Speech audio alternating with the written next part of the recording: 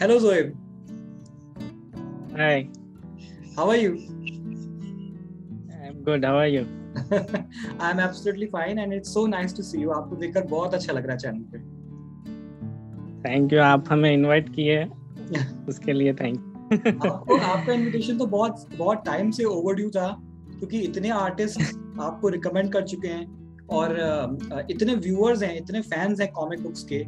वो पढ़ते हैं कि ये हमें जोएब से मिलवा दीजिए, जोएब से मिलवा दीजिए, कौन है ये, हमें देखना है, ये आर्टवर्क बहुत अच्छा है। और स्पेशली जो आपका फेसबुक पेज है, the official page the art of Zoeb, वो उसमें जितने भी आपके मेंबर्स हैं उन कई कई सारे मेरे भी म्यूचुअल फ्रेंड्स हैं, तो हम अक्सर बात करते रहते हैं। तो जोएब, सबसे पहले तो मैं आपसे ये पूछना चाहूंगा कि आप रहने वाले कहाँ के हैं, आप प्लीज बताएं व्यूअर्स को। मैं रहने वाला प्रॉपर कर्नाटक से हूँ। कर्नाटक में चिंचोली बोल के तालुका है, वहाँ पे एक गांव होता है देगलमड़ी। देगलमड़ी गांव से मैं हूँ।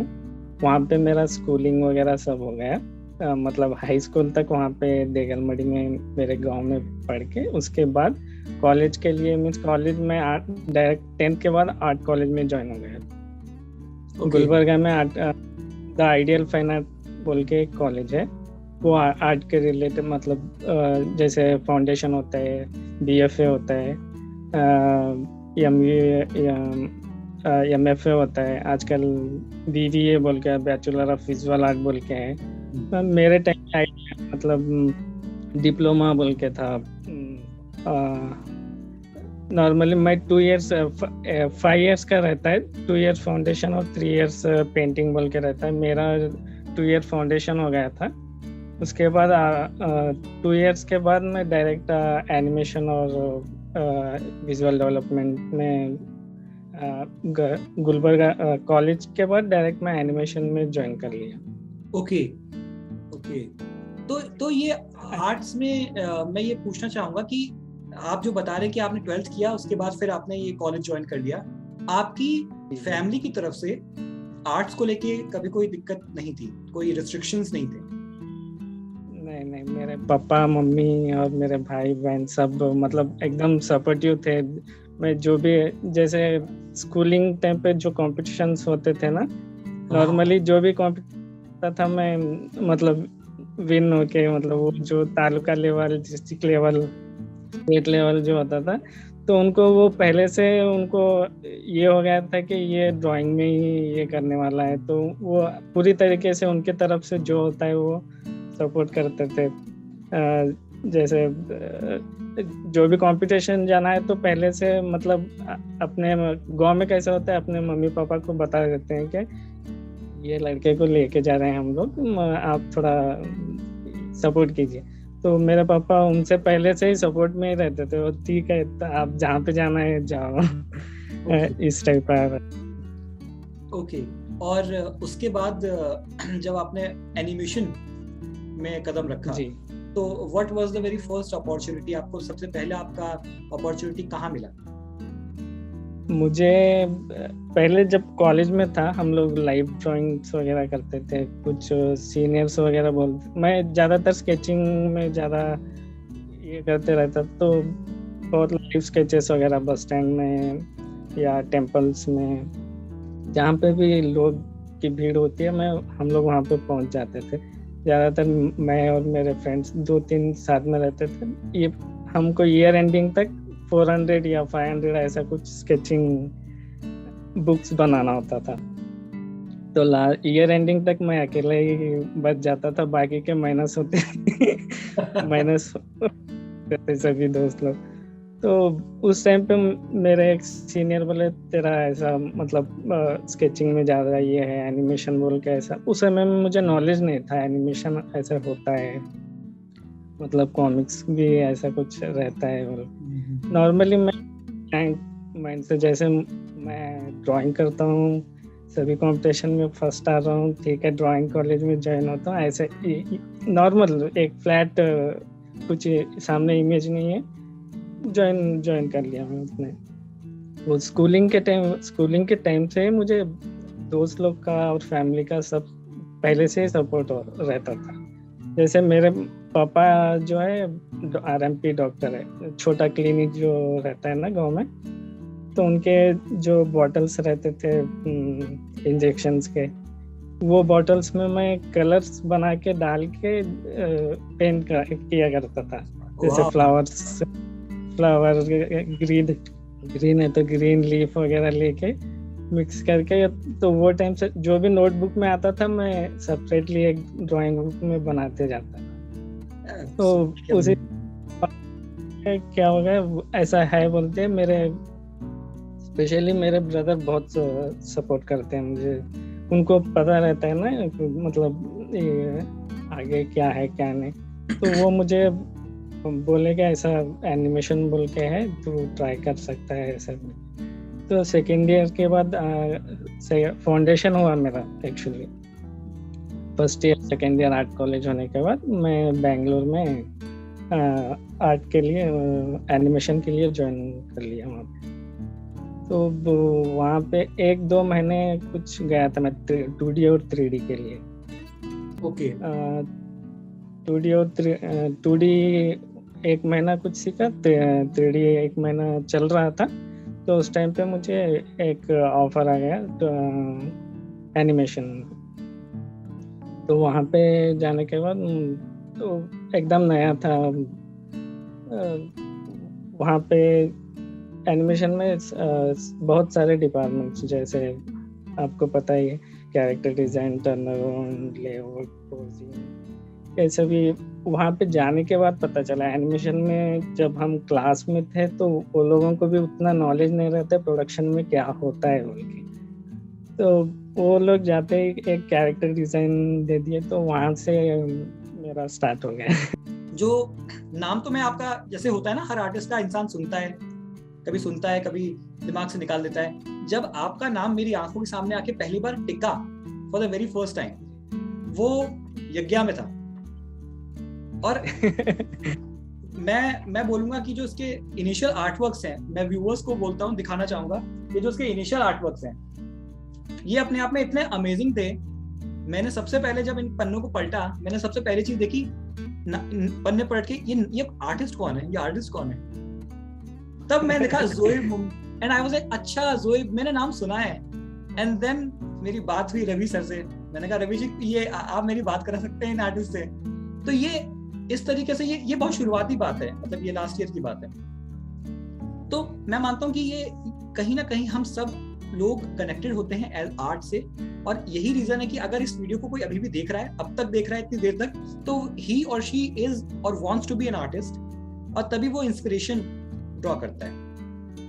क्योंकि हम इंस्पिरेशन की बात कर रहे हैं ज़ोइब, तो हम आगे बढ़ते हैं। और मेरा फेवरेट टॉपिक, आपका भी शायद फेवरेट टॉपिक, हम कॉमिक बुक्स के ऊपर आना चाहते हैं जल्दी से जल्दी। Comic books, are you a comic book fan? सबसे पहले तो ये तो पूछना वैसे बेवकूफी है, लेकिन फिर भी are you a comic book fan?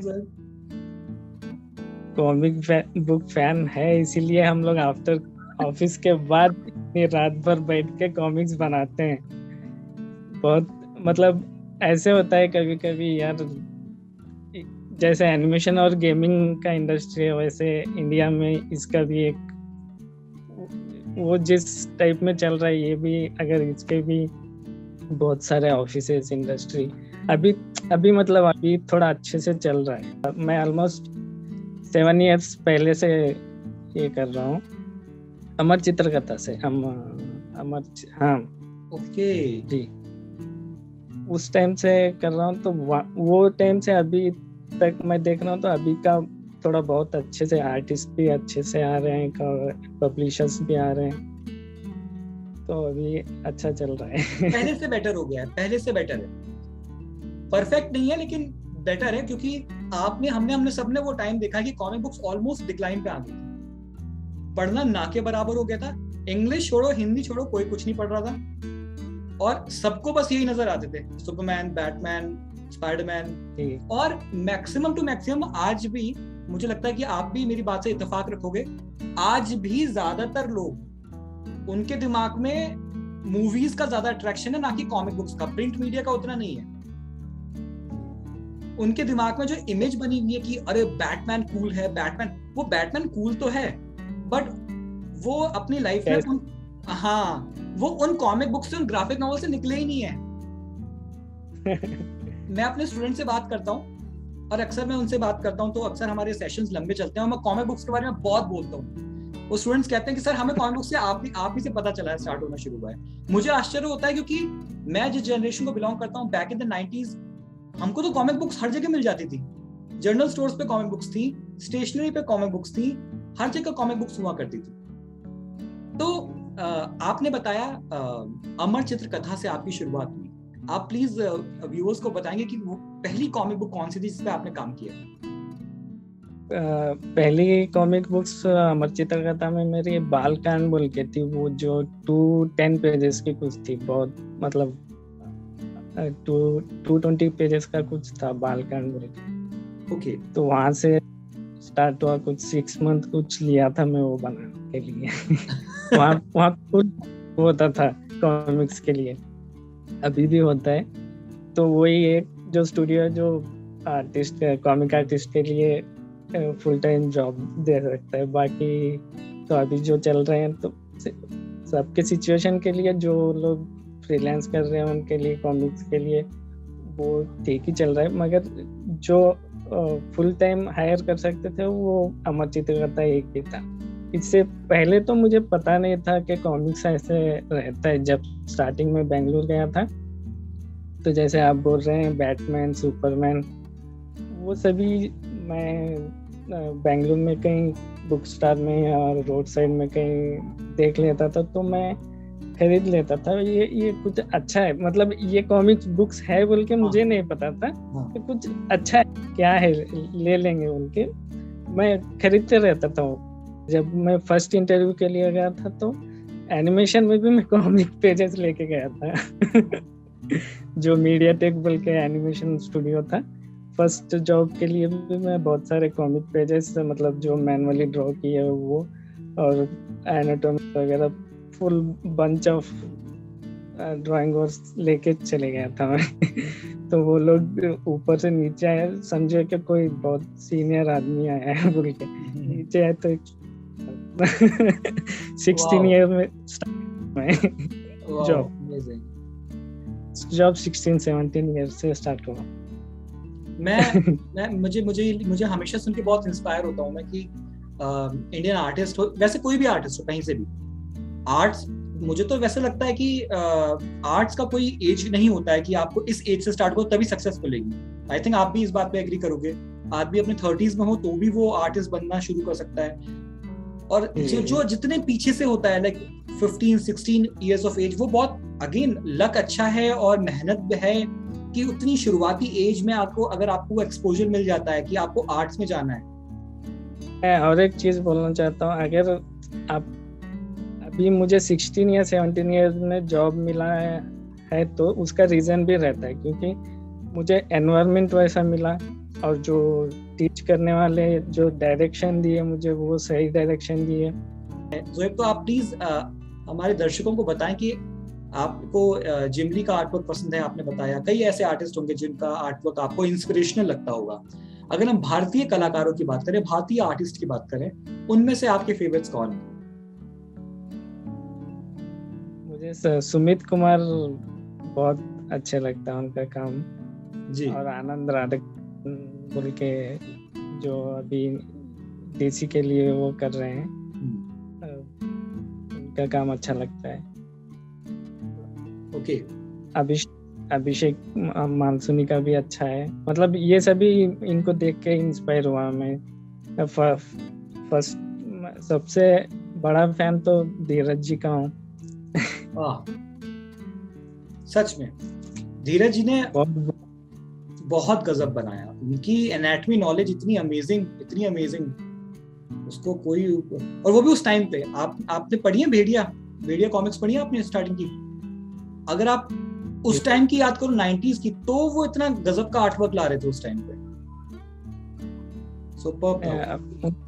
हम इतना डिटेल था, इतना सुकून से मस्त, एकदम हर एक चीज डिटेल में काम करते थे। ज़ोएब, आगे बढ़ने की जब हम बात करते हैं और हम कॉमिक बुक्स की बात कर रहे हैं, अपना नॉस्टैल्जिया याद कर रहे हैं, आर्टिस्ट की बात कर रहे हैं, तो एक सवाल और आता है जो कि मेरे व्यूअर्स बहुत पूछते हैं और ये कहते हैं कि अपने आने वाले पेंसिल आर्टिस्ट से आप जरूर करें, और वो सवाल बहुत स्ट्रेट फॉरवर्ड ये है, आखिर एक कॉमिक बुक आर्टिस्ट बनने के लिए मेहनत तो करनी है, सबको पता है, लेकिन किस डायरेक्शन में मेहनत करनी है? क्या आप इसकी कुछ ब्रीफिंग दे सकते हैं? करना क्या पड़ेगा? What are the main points एक कॉमिक बुक आर्टिस्ट बनने के लिए? नॉर्मली कॉमिक आर्टिस्ट बनना है तो ड्राइंग आना चाहिए, वो तो कॉमन बात है, ड्राइंग तो आता है। तो अभी एक पैनल आप पढ़ के कुछ ड्रॉ कर रहे हैं तो उसका एक कंपोजिशन होता है, वो किस एंगल में दिखाए तो व्यूअर्स को अट्रैक्ट करेगा और वो जो स्टोरी है उसको जस्टिफाई करेगा। तो वो कैरेक्टर, जो मेन कैरेक्टर है, वो कहाँ पे दिखना चाहिए, या सेंटर में दिखना चाहिए, या लेफ्ट में दिखना चाहिए, या एकदम क्लोजअप में दिखना चाहिए। तो मेन जो है स्टोरी टेलिंग जो है एकदम क्लियर होना चाहिए। जब आप स्टोरी पढ़ के जो ड्रॉ कर रहे हो, कंपोजिशन नॉलेज एकदम आपका क्लियर होना चाहिए। कौन सा कैरेक्टर, अगर सेकंड कैरेक्टर को आप मेन कैरेक्टर जैसा बता देंगे तो वो पैनल का वैल्यू चले जाएगा। कितना इम्पोर्टेंस मेन कैरेक्टर को देना है, कितना सेकेंडरी कैरेक्टर को देना है, कितना बैकग्राउंड को देना है, तो इस हिसाब से कंपोजिशन अगर सेट करके ये किए तो अच्छा लगेगा। नॉर्मली कंपोजिशन आए कैसे? ये सवाल ये होता है, ये कंपोजिशन सर हम सीखें कैसे? कंपोजिशन देखिए, नॉर्मली आपको किसी मूवीज से भी इंस्पायर हो सकते हो, या किसी आर्टवर्क को देख के भी इंस्पायर हो सकते हो, किसी दूसरे आर्टिस्ट ने किस तरीके से उसको बताया है, किस तरीके से उसको इंट्रोड्यूस किया है, किस तरीके से वो इफेक्ट या हीरो या विलन को दिखाना चाह रहा है, कौन से, जैसे एक पैनल में 100% आप एक विलन को बता रहे हो, तो कितने % में दिखाना चाहिए, उस टाइप का आपको माइंड में एक थंबनेल आता है, ये यहाँ पे ये बताऊंगा, यहाँ पे ये बताऊंगा, तो उस हिसाब से 1-2 थंबनेल्स आप बना लेंगे तो आपको पता चल जाएगा कि कौन सा पार्ट कहाँ पे दिखेगा। आजकल हम लोग जब एक कॉमिक पेज डिसाइड कर रहे होते हैं, पूरा एक पेज ये करके भी हम लोग एक ही हीरो को पूरा जैसे इंट्रोड्यूस करवा रहे हैं, तो एक फुल पेज में एक हीरो को बना के साइड में 3-4 पैनल ऐसे भी कर सकते हैं। तो डिपेंड्स होता है वो स्टोरी के ऊपर कि कहाँ पे हम लोग कितना बता सकते हैं, कितना नहीं बताना चाहिए। वही कॉमिक बुक्स की हम बात कर ही रहे थे, कॉमिक बुक से हम ज्यादा डिफ्लेक्ट ना करते हुए अपने सवाल को, चूंकि हम स्टूडेंट्स की बात कर ही रहे हैं, तो एनिमेशन की बात भी कर रहे हैं और गेमिंग के बारे में भी हम जानना चाहते हैं आपसे। गेमिंग मुझे पता है, लेकिन आप प्लीज बताएं, गेमिंग का फिलहाल राइट नाउ भारत में, इंडिया में स्कोप क्या है? अभी तो करंटली जो चल रहा है बहुत अच्छा स्कोप है गेमिंग में इंडिया में।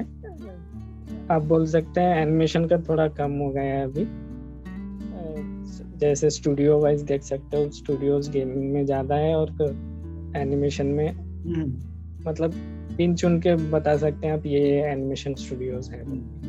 गेम का फिलहाल जो है अच्छा सा पोजीशन है इंडिया में। और मेरे ख्याल से गेमिंग में एक सवाल जो बच्चे पूछते हैं, जो इंटरेस्ट रखते हैं, पैसा कहाँ है, पैसा कहाँ कमा सकते हैं?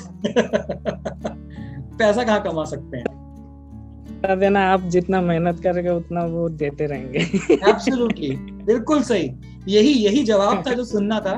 जितना आप मेहनत करोगे उतना मिलता ही रहेगा आपको। ऐसा कुछ नहीं रहता है, आपके ऊपर डिपेंड रहता है, वो आप कितना, कौन सी चीज को कितनी शिद्दत से कर रहे हो, वो आपको पैसा कुछ जरूरत नहीं रहती है, वो दे देते हैं। मैं आज तक कहीं ऐसा किया नहीं। हाँ, ज़ोएब, इस वक्त फिलहाल आप कहाँ काम कर रहे हैं? Where exactly are you attached? मैं रॉकसॉल्ट के साथ काम कर रहा हूँ as a senior concept artist. Okay, और as a senior concept artist आपकी ड्यूटीज क्या होती हैं, आपका काम क्या होता है? एक्चुअली मेरा डिजिग्नेशन वो है, मैं लीड का काम करता हूँ वहाँ पे। तो मैं दो प्रोजेक्ट्स हैंडल कर रहा हूँ वहाँ पे। ओके। जो एक का है, एक यहाँ पे इंडिया का। ओके। मैं अगेन मुझे ये सब बातें सुन के यही एक चीज सामने आती है कि जो कॉमन सवाल है कि सर आर्ट्स में करना है लेकिन कहाँ जाएं। मुझे नहीं लगता कि आज की डेट में कोई ये प्रॉब्लम रह गई है। इंटरनेट जहां एक तरफ आपको उसमें बुरी चीजें मिल जाएंगी तो अच्छी चीजें भी भरमार मिल जाएगी, आपको नॉलेज मिल जाएगी, आप चाहो तो आप कहीं से भी उसे ग्रास्प कर सकते हो। और इस तरीके की वीडियोस वहीं पे मुझे लगता है किसी भी स्टूडेंट की हेल्प करती है समझाने के लिए कि भाई आप ये चीज कर सकते हो। इंडस्ट्री में इस वक्त गेमिंग में जरूरत है, एनिमेशन में है, गेमिंग में आपने बताया कि है ही। अगर आप पैशनेट एनफ हो तो आप कॉमिक बुक्स में जा सकते हो। तो अगर आर्ट्स की बात करें, स्पेशली अगर 2D आर्ट्स की बात करें, तो 2D का बहुत रिक्वायरमेंट अब बनने लग गया है। जी। अभी कैसा है, पहले मूवीज में आर्टिस्ट लोगों को ज्यादातर यूज नहीं करते थे। अभी बहुत इम्पोर्टेंस दे रहे हैं आर्टिस्ट लोगों के लिए। हर मूवी बनाने से पहले बैकग्राउंड, स्पेशली बैकग्राउंड पे बहुत काम करवा रहे हैं। लाइव एक्शन मूवीज की बात कर रहा हूँ इंडिया में। नॉर्मली एक बड़ा मूवी आने के बाद तो पूरा इंडस्ट्री थोड़ा बहुत चेंज हो गया है। ऑलमोस्ट सभी लोग अपने मूवीज के लिए आर्टिस्ट ढूंढ रहे हैं, काम करवा रहे हैं। लाइव एक्शन के लिए भी बहुत सारे आर्टिस्ट लोग आजकल काम कर रहे हैं। और एक वो टाइम हुआ करता था कि हम सिर्फ हॉलीवुड को देखते थे, यार हॉलीवुड में ही प्रोडक्शन पाइपलाइन हॉलीवुड में ही है, और ये था भी। अभी कंपलसरी प्री प्रोडक्शन हो रहा है हर मूवी के लिए। नॉर्मली जो भी एक कॉन्सेप्ट को लेके, जैसे कुछ स्ट्रॉन्ग कॉन्सेप्ट है तो उसको लेके प्री प्रोडक्शन हो रहा है कंपलसरी। ओके। ज़ोएब, आप प्लीज ये बताएं, अभी रिसेंटली ही हमने कई वीडियोस तैयार करी और सभी व्यूअर्स और रीडर्स के सामने कोड नेम अल्फा सामने आई फ्रॉम याली ड्रीम क्रिएशंस। और उसको मैंने पढ़ा है, it's absolutely fantastic comic book. आपका आर्टवर्क मैंने देखा, बहुत अप्रिशिएट किया है आपका आर्टवर्क को मैंने, बहुत अच्छा लगा है मुझे। कोड नेम अल्फा यानी कि याली ड्रीम क्रिएशंस की इस क्रिएटिव टीम के साथ काम करने के कुछ एक्सपीरियंस को सामने बताइए। अश्विन, ऑलमोस्ट मैं जब स्टार्ट किया, अश्विन जी मेरे साथ ऑलमोस्ट 7-8 इयर्स से मतलब कांटेक्ट में है। अच्छा। करना है लेकिन हम लोग कोड नेम अल्फा से स्टार्ट किए। तो उन पे कुछ 2 पिनअप्स थे, पिनअप से स्टार्ट किया। मैं पेज कर रहा हूँ, मुझे नहीं पता था। वो बोले ऐसे कुछ पिनअप है कोड नेम अल्फा के लिए, आप करोगे? तो ठीक है, अभी तो बहुत सालों बाद, आप इतने सालों से मुझे ये कर रहे हो, अभी तो स्टार्ट करना है बोल के ले लिया मैं उनसे। लॉकडाउन में, ऑलमोस्ट लास्ट ईयर लॉकडाउन से 2 पिनअप होने के बाद अभी रिसेंटली 1 or 2 मंथ बैक उन्होंने मुझे 5 पेजेस भी करना है, तो ठीक है करेंगे। तो वहाँ से स्टार्ट हुआ। ओके। कैसा एक्सपीरियंस था आपका इसके लिए ड्रॉ करने का? ये मतलब जो राइटर है वो खुद इतना अच्छा लिखते हैं कि खुद ज़्यादा उनको पूछने की ज़रूरत भी नहीं पड़ी। वो बहुत जो भी चीज़ें अच्छी तरह से बता देते हैं कि यहाँ पे ये होना, एकदम क्लियर कट रहता है, एकदम काम कूल है दोनों भी, जो भी राइटर और अश्विन जी दोनों भी। Vijay Ravindran, he is awesome in writing. वो मुझे लगता है कि, मुझे लगता नहीं है, मुझे I am pretty sure he is one of those writers जो कि जिसे हम आगे चल के लेजेंड्स कहेंगे फॉर श्योर, पक्की बात है। क्योंकि ये वो आर्टिस्ट, ये वो राइटर्स हैं जो कि स्टोरीज को सामने ला रहे हैं, और इतनी बेहतरीन स्टोरी सामने ला रहे हैं जो कि पहले नहीं आती थी, हम सोच नहीं सकते थे। जी। आप मानते हो कि इंडिया में कॉमिक बुक आर्टिस्ट की कमी है? मेरे को कई लोग बोलते हैं। जी है। मतलब गिन चुन के 15-20 आर्टिस्ट कुछ होंगे। सच में? नहीं, बाकी तो वो लोग जो भी कर रहे हैं बहुत अच्छा काम कर रहे हैं, मैं सबके लिए बेस्ट ऑफ लक बोलूँगा। जैसे अभी तड़म गैडू है, तड़म भी बहुत अच्छा काम कर रहे हैं। जो नए आर्टिस्ट आ रहे हैं उनके लिए बेस्ट ऑफ लक। बिल्कुल, जितने भी आर्टिस्ट, कुछ डाउट नहीं है उसमें। और ये चीज थोड़ी बदलनी चाहिए। मुझे लगता है आर्टिस्ट लोगों को पता होना चाहिए कॉमिक बुक्स के बारे में कि ऐसा अमेजिंग काम इंडिया में आ रहा है, इंडियन रीडर्स के लिए आ रहा है। अब तो हिंदी, इंग्लिश, बांग्ला, तमिल सब में आ रहा है। तो लाइक पढ़ना चाहिए, और कहीं ना कहीं ये जो 14-15 आर्टिस्ट हैं, ये लिस्ट बढ़नी चाहिए आर्टिस्ट की। मुझे लगता है ये जरूरी है, रीडर्स बढ़ेंगे। अगर प्रेजेंट सिचुएशन देखी जाए इंडियन कॉमिक बुक पब्लिकेशन की, आपने बैंगलोर में आने के बाद ही कॉमिक बुक्स पढ़नी शुरू करी, एक्सपोजर शुरू हुआ, आपको इंडस्ट्री के बारे में पता लगना शुरू हुआ। जैसा आपने बोला वैसा मेरे साथ भी है। मेरे गांव में भी कोई नहीं जानता था पहले कि कॉमिक बुक क्या होती है। तो आपको प्रेजेंटली देखकर क्या लगता है ज़ोएब, हमारी भारतीय कॉमिक बुक इंडस्ट्री किस डायरेक्शन में जा रही है, और आने वाले कुछ सालों में उसकी क्या स्टेटस होगा उसका? अभी मुझे लगता है बहुत एकदम सही डायरेक्शन में। अभी जो भी नए स्टूडेंट से मेरी बात हो रही है, जो भी अभी जो फ्रेशर लोग आ रहे हैं, तो वो लोग एकदम पैशनेट है हर चीज़ के लिए। वो लोग पढ़ भी रहे हैं, खरीद भी रहे हैं, वो देख के अच्छा लग रहा है। अभी तो अच्छा चल रहा है एकदम। ये चीज़ हमारी इम्प्रूवमेंट अभी और आएगा, जरूर आएगा। यही चीज से तो आगे इंडस्ट्री भी बढ़ रही है ना। जैसे अभी देखो, मैं रिसेंटली मेरा एक एक्सपीरियंस का बोलता हूँ।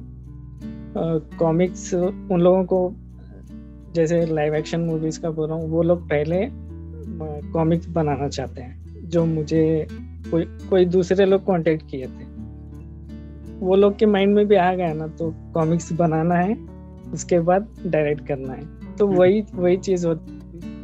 धीरे धीरे ऑलमोस्ट मैं बोल सकता हूँ पहले से बहुत कहीं ज्यादा इम्प्रूवमेंट आ गया है इंडस्ट्री में। जो एंटरटेनमेंट इंडस्ट्री हो या एनिमेशन इंडस्ट्री, सब में बहुत, मतलब हर चीज में इम्प्रूवमेंट हो गया है इंडिया। अगर इस वीडियो को देखकर कोई लड़का या लड़की, कोई नया आर्ट स्टूडेंट अगर आपसे कांटेक्ट करना चाहता है, तो वो आपको कहाँ मिले? अगर वो पूछना चाहे कि मैं ज़ोएब सर से बात करना चाहता हूँ, तो कहाँ पे वो कांटेक्ट कर सकता है आपसे?